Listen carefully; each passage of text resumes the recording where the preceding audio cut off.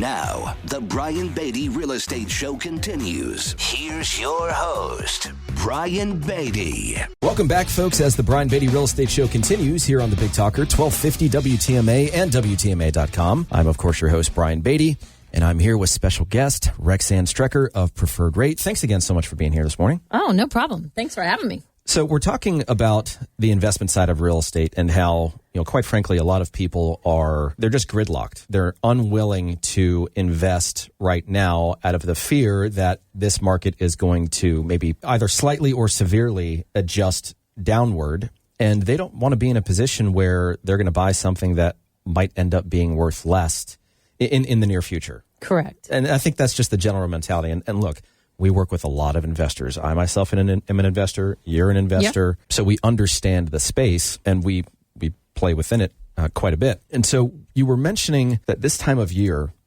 offers, I think, some really interesting opportunity for investors. Correct. I think that, as I was mentioning right before we took a break, that, whether you're a buyer or an investor, think about the sellers that have been on the market for, let's say, at least 90 days.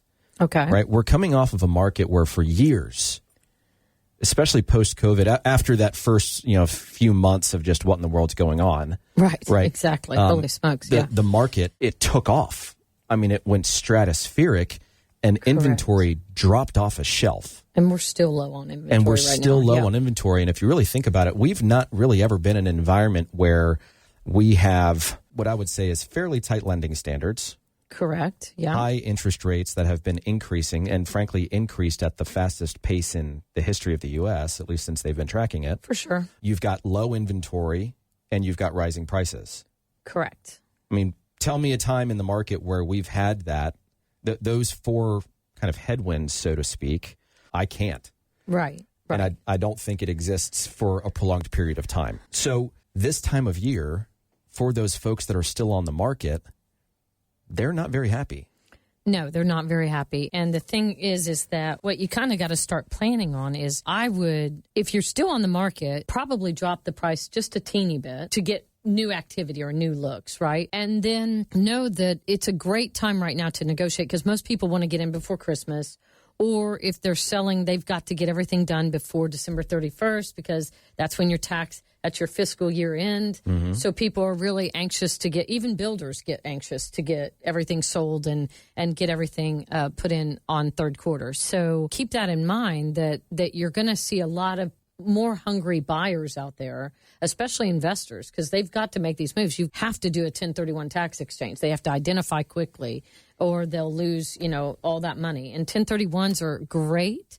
Right now, I'm even getting ready to sell an additional property just because I have somebody that needs to have a certain amount that they're buying for 1031. So it's a good time of year to maybe start, maybe put in your notes that, buyer or seller is motivated or, something that just lets them know that you're at least willing to talk. Now, I mentioned earlier that we also have a property management company, and a lot of people, two-thirds of the country have an interest rate at or below 4%, which is amazing and good for them. Yeah, great for them. I remember when, let's go back to like 2021 or like spring of 2021, when the market was just pretty much at its peak. Right. Darn near at its peak. Right.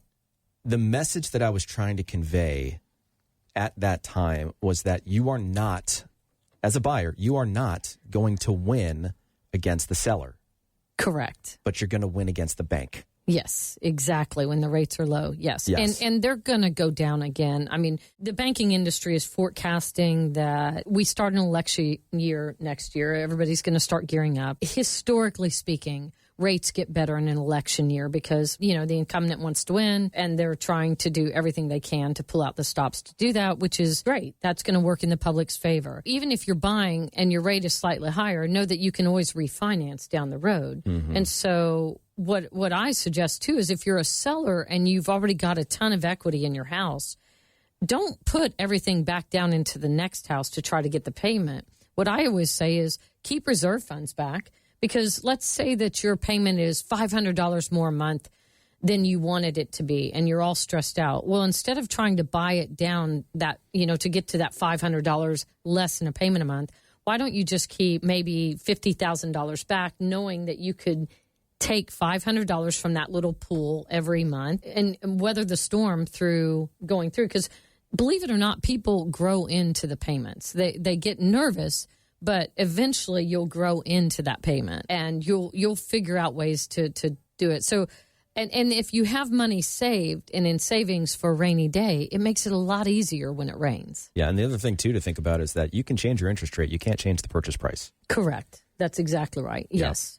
So one thing just to point out really quickly for those that are listening that own property with a really low interest rate and they're thinking, rather than sell this house and buy something else, I'm going to keep it as a rental. Here's something for you to consider, and this is something that we do for our folks. Every person that manages or has a property managed by us gets an analysis.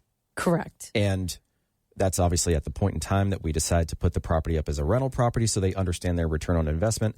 Then we send them performance, reviews and statements every year. And the goal behind that is, let's say that you, again, own a property and you've got a 3% interest rate and you want to turn that property into a rental.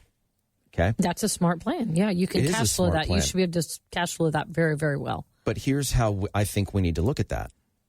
If we are now choosing to take that property and turn it into an investment property, okay, we need to analyze the performance of that specific investment against any other potential investment.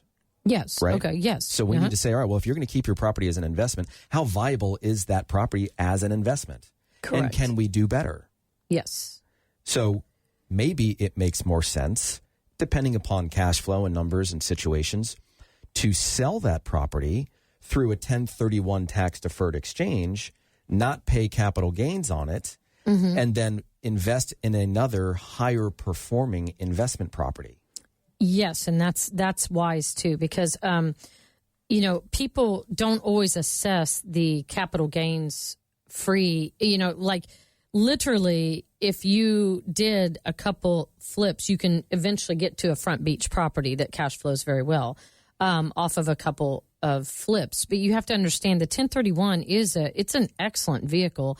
And I was fearful that it was actually going to get taken away as a tax benefit. But so far it hasn't. So knock on wood. But wouldn't that just be like the last nail in the coffin from this administration? Yes. Isn't he supposed to be the hero of the middle class? Yeah. I don't know about that. Anyway.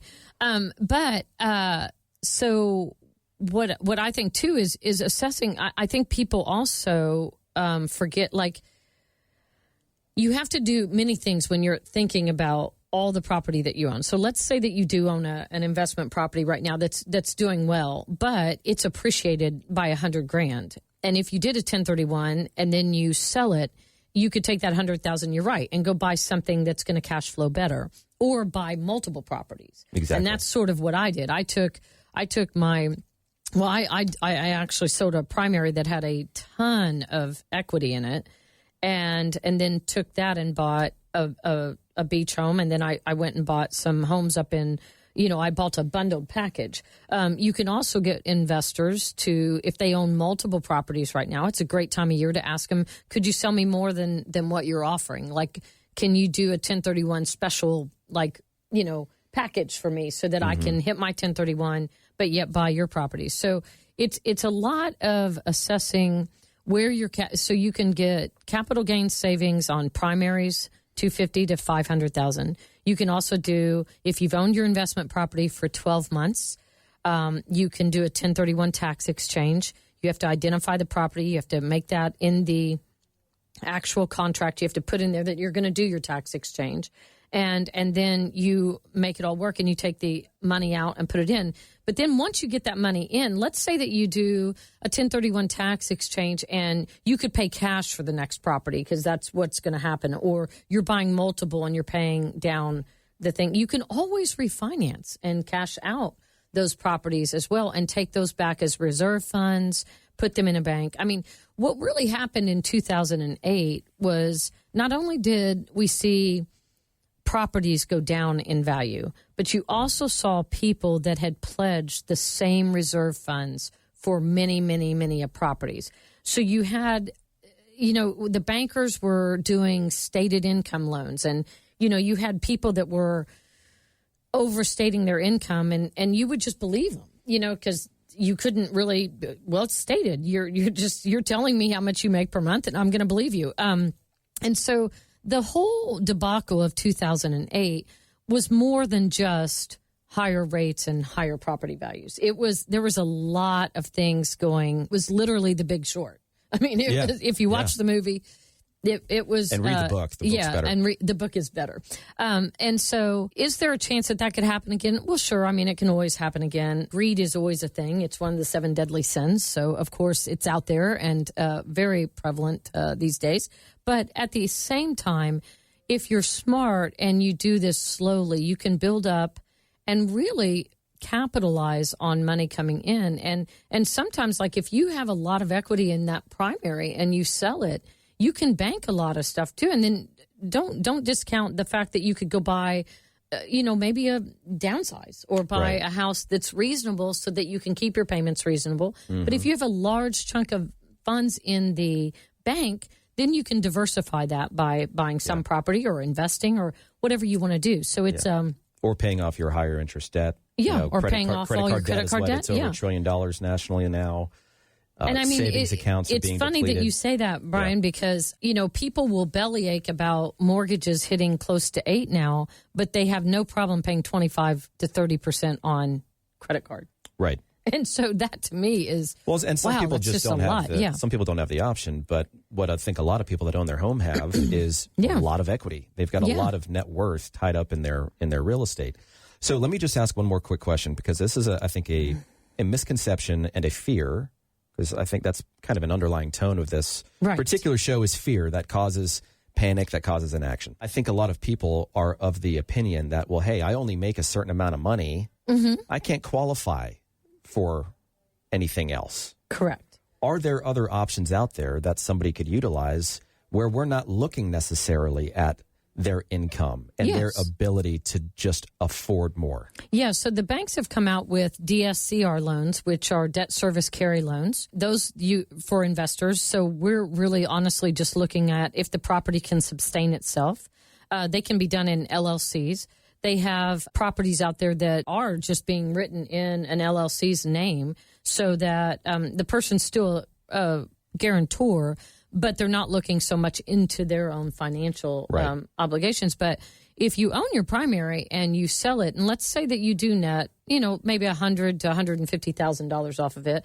And right now in the area we live in, you can net a lot more than that. You know that. You can also go and rent for a year and take your money and bank it and kind of wait for rates to come down. Or you could, subsidize, put enough down to go ahead and get the max that you can borrow. And then, like I said, keep reserves in the bank where you're comfortable, you're calm, you can make your payments. There is such a thing, too, and like you and I were talking on break, is that making money off investment properties that cash flow well, you can almost get to a point where you have enough passive income coming in that you can pay your whole monthly, nut. I mean, basically your mortgage, your car payments, everything.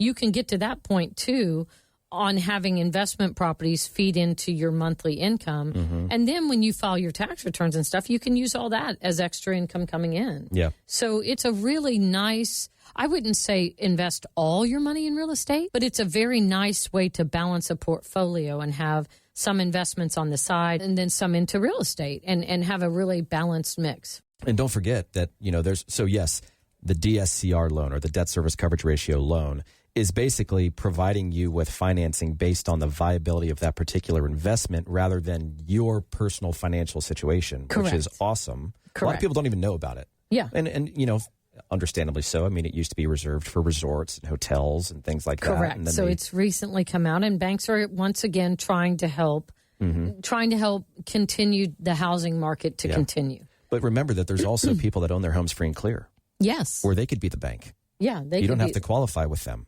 Yes, that's correct. Well, you might. I mean, if you're a seller and you're going to do seller financing, I would hope that you do some level of underwriting to make sure you're actually going to get paid, and we can help with that. But there's, even more creative financing options. There's private money, there's subject twos, and we won't get into all of that. But just understand, for those of you that are listening that are thinking of getting into investment real estate, or maybe you're a current investor, there is a lot of opportunity out there that is being squashed by the overall perception that the market has topped out and is about to bottom out. And if you invest now, you're going to lose. Yes. I think there's a big fear and people are perceiving it as, oh my gosh, it's so risky. And Brian, I know you're the same way as me. I've made money through the hard market. I mean, this is a harder market than normal. But like I was telling you, it's just a matter of learning the rules of chess and what rules are we playing by today in our market on how to develop this and how to create net worth. And so that's what I tell my clients a lot of times is you should have ownership because you can create a higher net worth going forward, no matter what market you're in. You should be getting in. If you have to buy a house and fix it up, do that. But renting, keep in mind that as you rent, if you continue to rent, you're just paying somebody else's mortgage off. Yeah, it's 100% interest. Yeah, and there's no tax there's nothing. There's really no tax benefit to renting. I mean, you could, if you need to, do that if you get too scared. If you sell your primary and you just want to take a break, that's a viable option for maybe a year, maybe two. But ownership in this country is still the way that most millionaires make their money. Absolutely. Roxanne, it's been such a pleasure having you. For those that are listening, of course, she's, as you can tell, very involved on the investment side of real estate. But of course, she helps everyday folks with buying and refinancing and all that great stuff. So again, your contact information, please. Is Roxanne Strecker at preferredrate.com. It's REXANN.Strecker. STRECKER at preferredrate.com. And my phone number is 843-860-0809. And it's been a pleasure to be on here. Thank you so much, Brian, for having me again. My pleasure. Thank you. All right, stick around, folks, for more of the Brian Beatty Real Estate Show. Stay tuned for more of the Brian Beatty Real Estate Show. Have a real estate question? Ask Brian Beatty. Contact Brian Beatty online at listingsincharleston.com. That's listingsincharleston.com. Or call him at 843-888-0065. That's 843-888-0065.